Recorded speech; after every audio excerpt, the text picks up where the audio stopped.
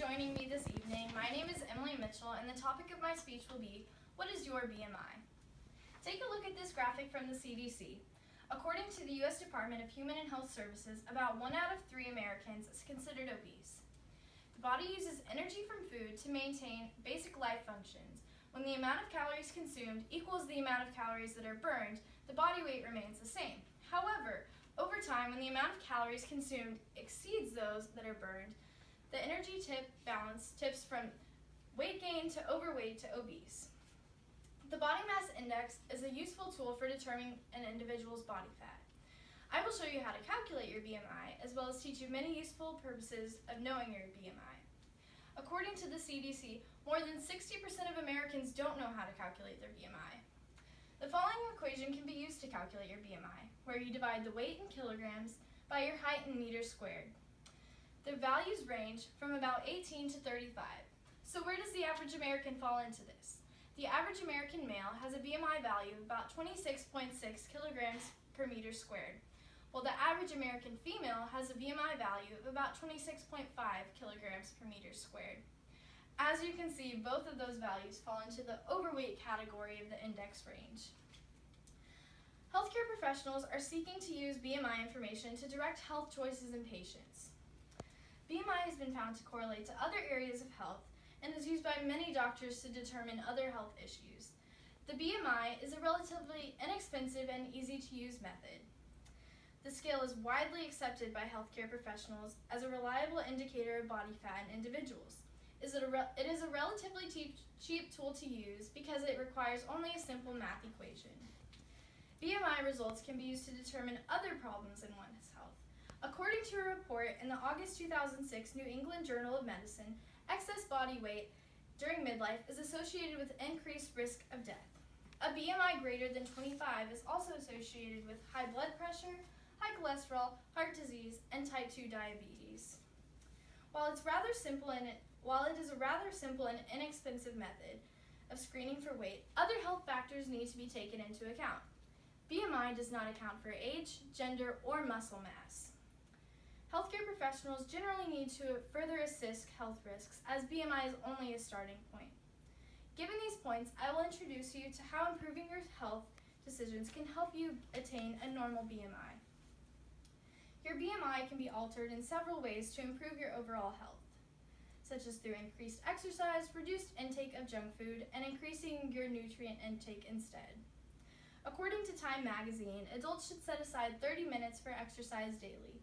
However, 43% of adults do not exercise often.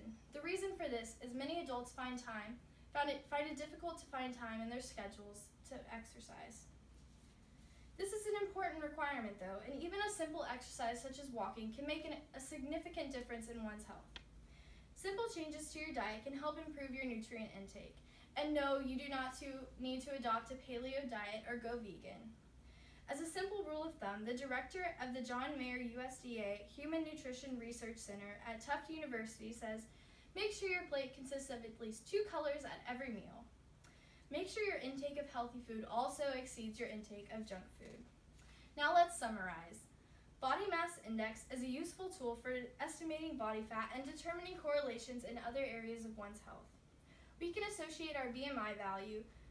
calculate our BMI value without consulting a physician because it is simply an easy math equation. Given our BMI information, we can also determine other associated health issues, and we can make changes in our lifestyle to improve our overall health. At a time when obesity is so high in America, maybe we can use our knowledge of the BMI index to increase basic knowledge of our health and reduce harmful diseases. At this time, I will now open up the floor for any questions from the audience. I have one. Yes, ma'am. So I'm not that familiar with metric conversion, so is there an easy way for me to take the pounds and the height and feet and stuff and convert it?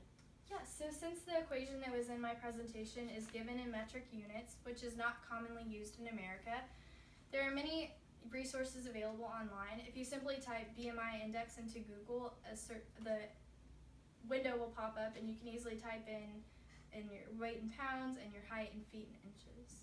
And I highly recommend it. Thank you. You're welcome. Are there any other questions? Are there any other methods for determining body fat?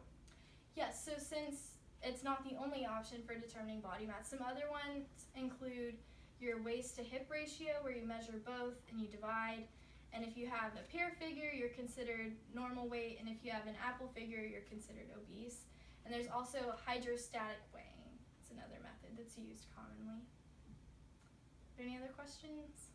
You mentioned age, so you can't use it to like measure with a baby that has a lot of baby fat? So the same calculation is actually used for all ages, but since the BMI method does not take into account your age or your gender, it's recommended that you use some of those other methods that I mentioned before when you're working with babies or seniors or athletes, for instance, because they do carry a lot more muscle mass in that instance. So you just have to think about the situation and then assess which method to use. Are there any other questions? Thank you. All right, well, thank you for your time this evening. It's been a pleasure.